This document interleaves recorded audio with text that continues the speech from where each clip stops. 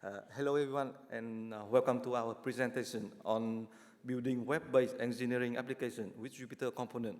And I'm Trung Le, I'm a software engineering at Quangstack, and joining me is Martin Renou, our technical director.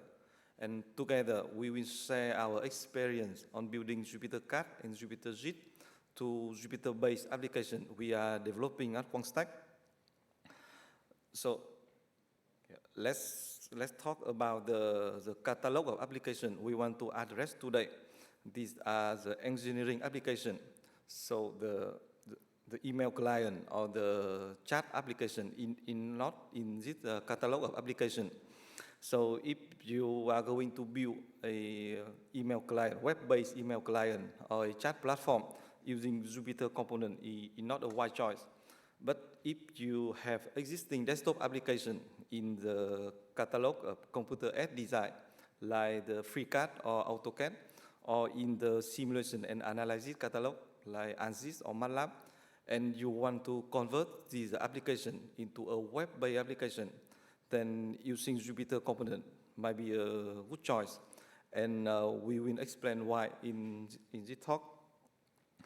So let's summarize the common point of this application. I'm showing here two screenshots of this application. On top is ParaView, a processing application used to analyze the simulation output.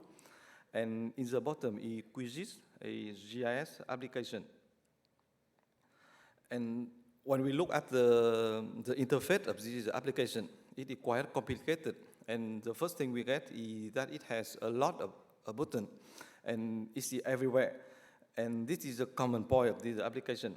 It might feel overwhelming at first, but these are necessary to offer a wide range of functionality.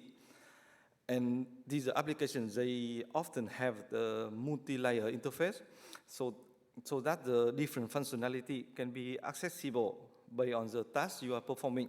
So they need to have a system of tab, a resizable panel, and the dialog.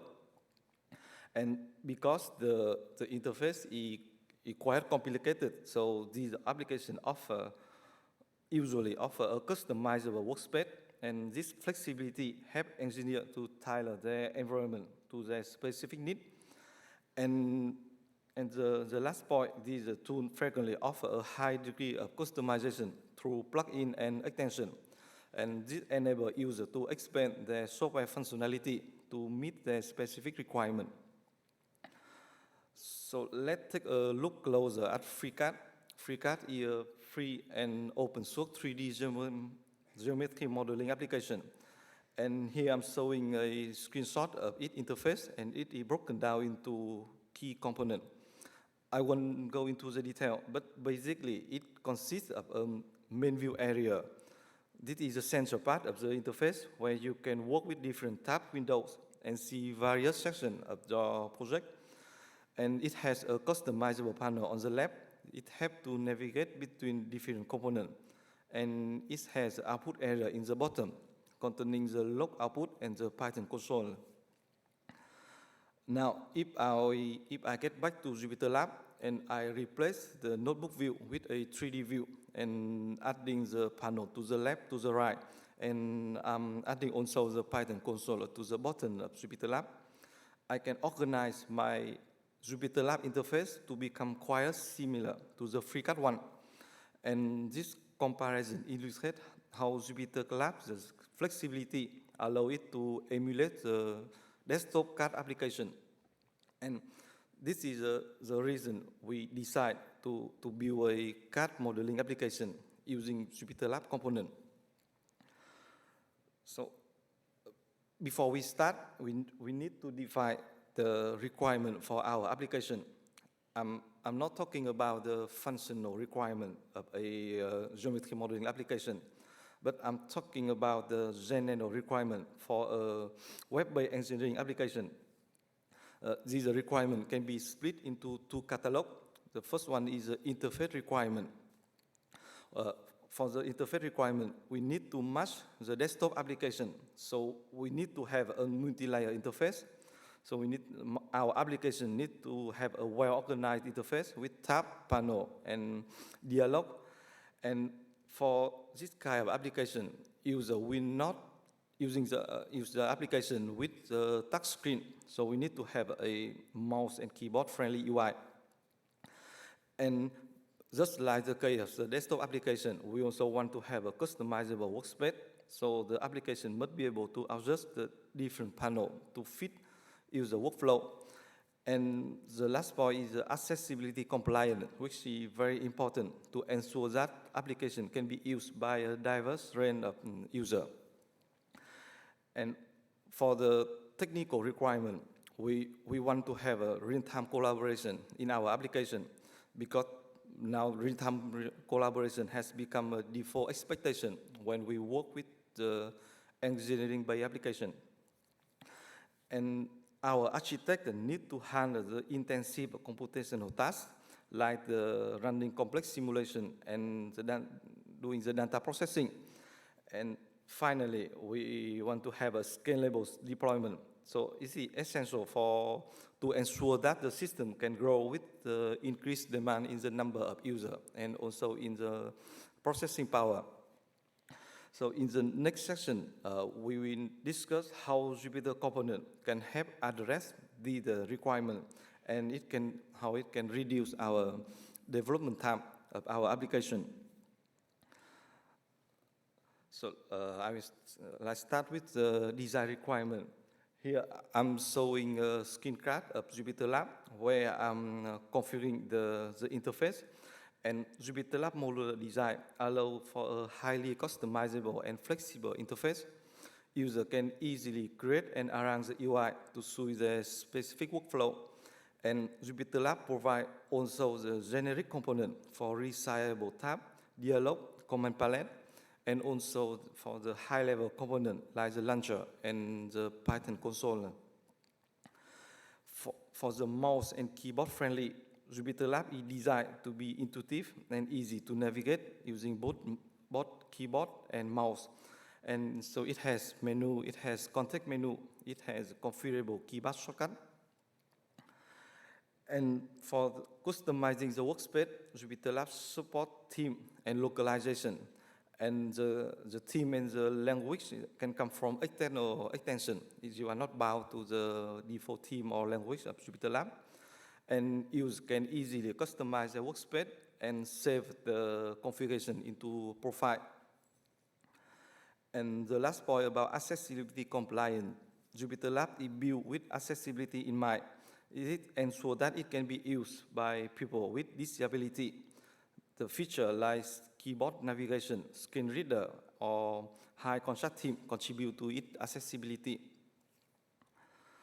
So up to now, I'm just showing the feature of JupyterLab and not the feature of our application, because there is no feature imparity between JupyterLab and our application we are going to build.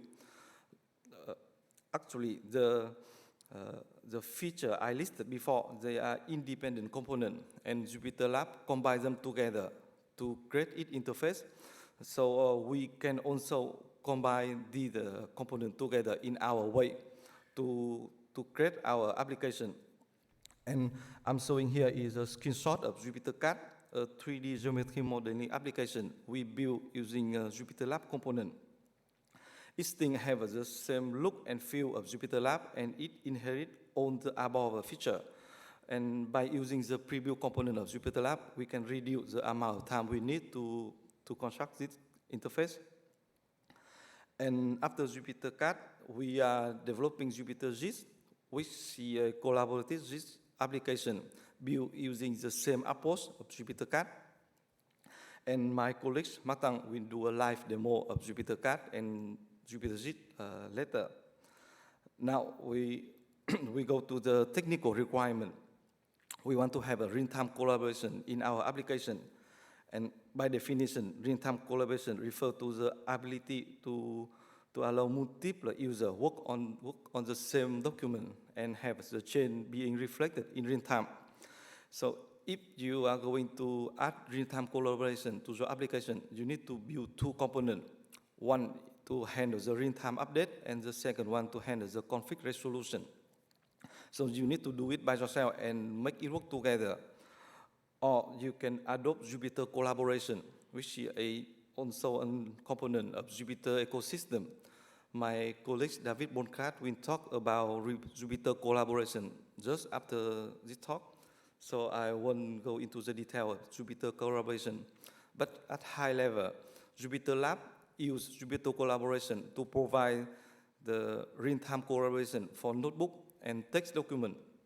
But Jupyter collaboration is an independent component. It is not built for notebook or for the text file. It is built for any kind of document. So in JupyterCAD, we integrated Jupyter collaboration and use its document model to provide real-time collaboration for the 3D geometry.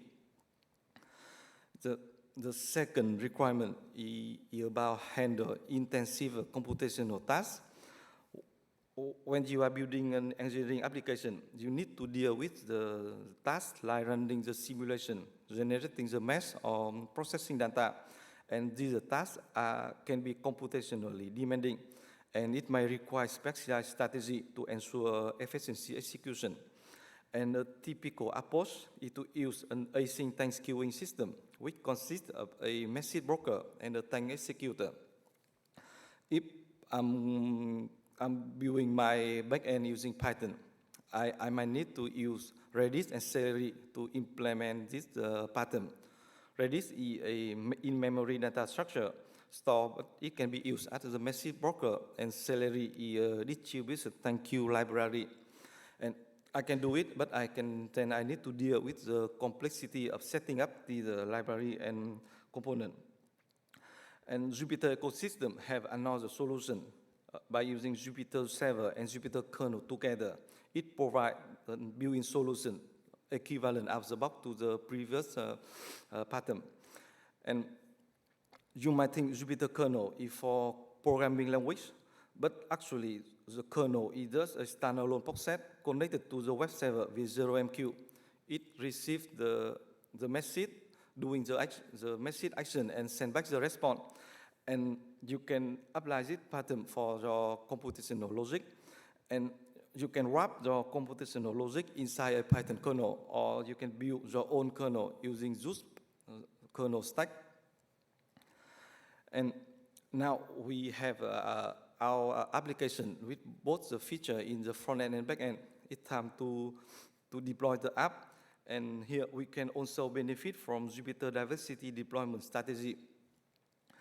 I can start with the simplest setup. I can deploy my application as a Python packet. This is what we did for JupyterCAD. You can just pip install JupyterCAD, and you can start it just like you start JupyterLab. It will run a local web server and the kernel in your local machine. And if you need to scale the computational part, you can still use a Python packet and run the local web server. But by using Jupyter kernel gateway, another component of Jupyter ecosystem, you can connect your local web server to a remote kernel to offload the computational intensive task to remote machine. This can improving the scalability of your application. And when you need to deal with a lot of users, you can use Jupyter Hub to deploy your application. Up to now, you might use Jupyter Hub to start JupyterLab or Jupyter Notebook, but actually Jupyter Hub is compatible with any Jupyter server-based application. So by adopting the back-end stack of Jupyter, you can profit from not only the kernel architecture, but you can also use Jupyter Hub to deploy your application into a Kubernetes cluster, and you can have authentication, role-based access control, and persistent storage. Everything comes from Jupyter Hub. And the last deployment option, this is not applicable for all kind of application. But if you can compile the computational logic into WebAssembly, you can also deploy your application into a static web page by using JupyterLab. So in the case of JupyterCAD, we compile the geometry kernel into WebAssembly, and then we can deploy an instance of JupyterLab, JupyterCAD into GitHub pages. And so if you connect to this address, you can load JupyterCAD and start using it without a real backend. So I finished my introduction, and now my colleague Martin Renou will do the more interesting part. Is a live demo of JupyterCAD and JupyterJIT.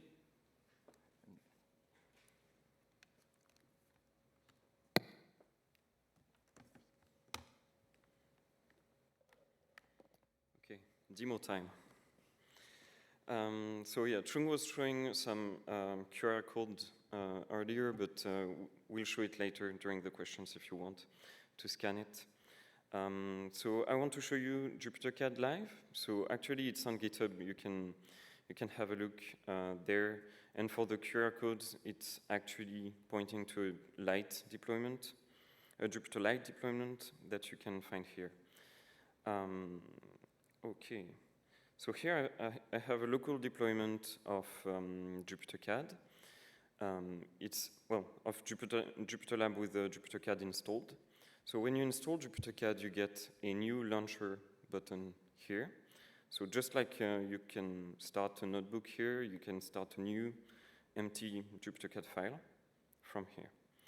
So when you create a new empty JupyterCAD file, you get this UI that shows up with a small toolbar that shows you the different commands you can execute, a 3D view here, and a left and right panels, and you will soon see how it works.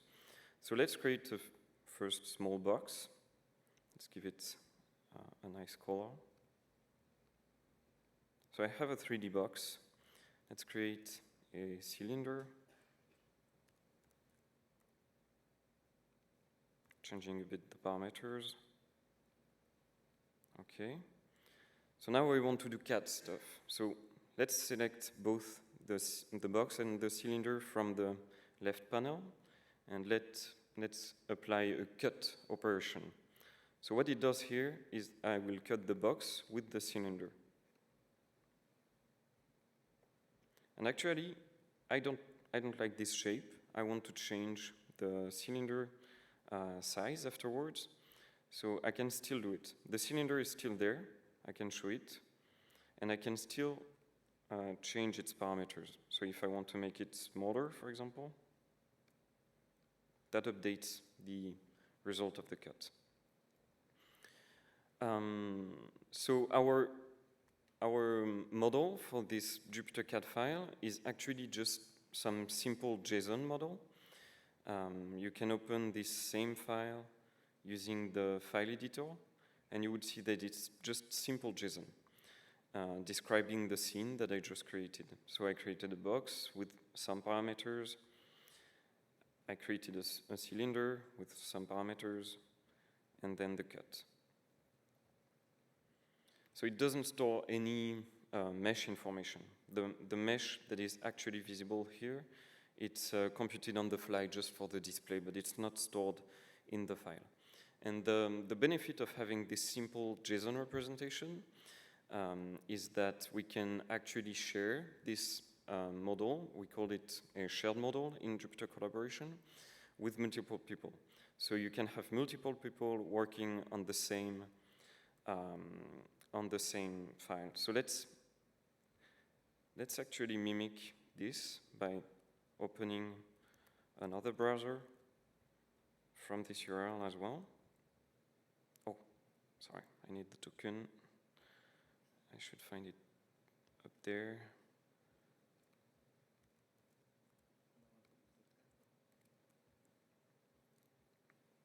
You want to use the CAD one? So let's change this URL. So this is the JupyterCAD interface. So like Trung said, this is a rebuild of, we call it a JupyterLab remix. It's basically another set of JupyterLab plugins to create a new application. It's actually a JupyterLab application, but it doesn't look like a JupyterLab application because there are other sets of plugins. So let's open the same file here from this. And why do I not see collaborators? So this is a demo. So it seems I have a bug here for some reason. Did I not open the same file? Yes, I did.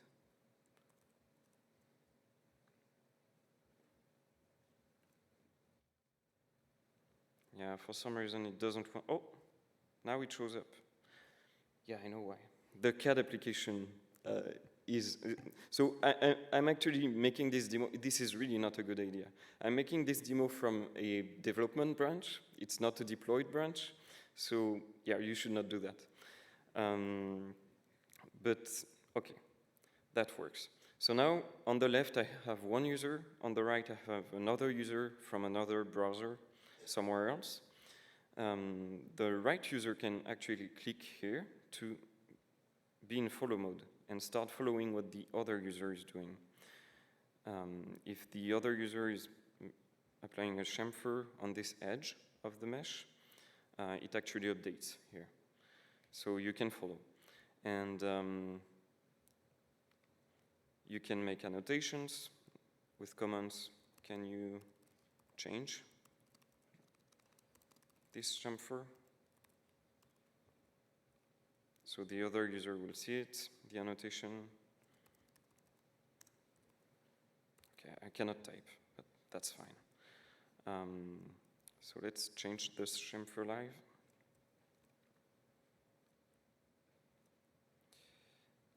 I'll make it smaller.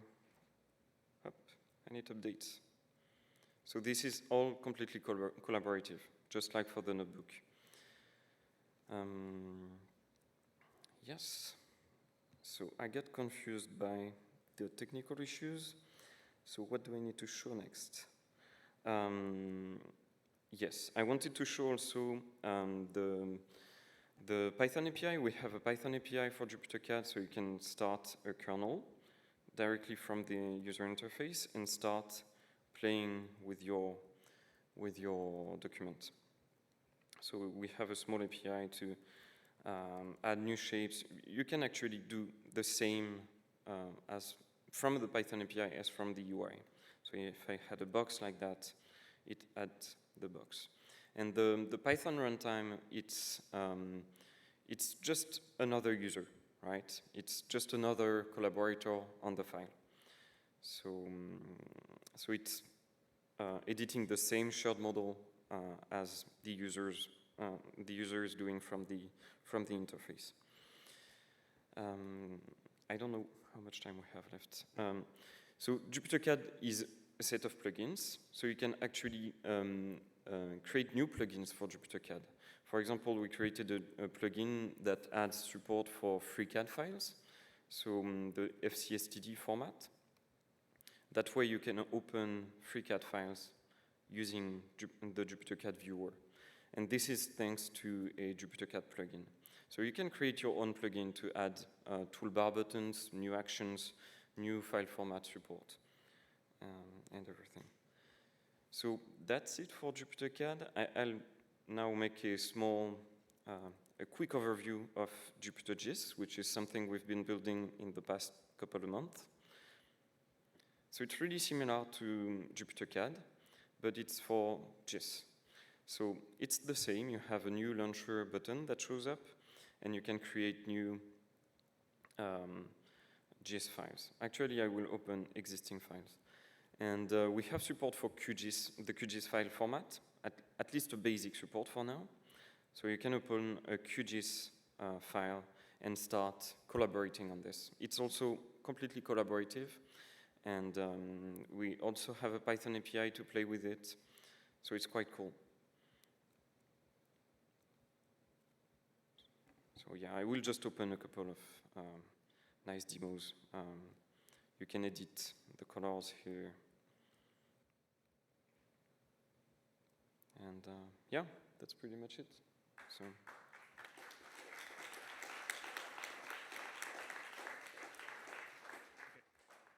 So thanks for the talks. We have maybe time for one quick questions, and then you can always come to the breaks. So we have a coffee break for 10 minutes, so I can take one quick questions. Is there anything? You have to shout because the same, I cannot see. Yeah, okay, thank you.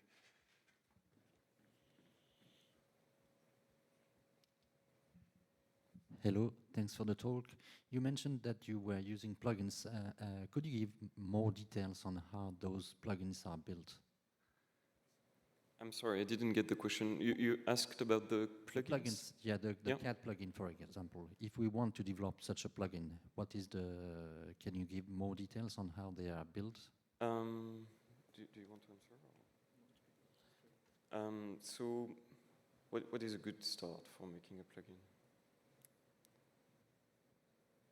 So those are just like JupyterLab plugins. So if you look at the JupyterLab documentation, you will see many documents about how to make a JupyterLab plugin. And JupyterCAD and JupyterJIS are following exactly the same patterns. So you can follow the same approach of making a plugin. It's really just JupyterLab plugins in the end. So it's the same, it functions the same way. Yeah, and we do have templates, cookie cutter projects. So you can use a cookie cutter to start creating a new plugin from scratch. Just it creates the layout of the repository for you, and it makes it easier for you to get started on creating your own plugin. Okay, cool. Thanks. So thank you again. Martin Renou.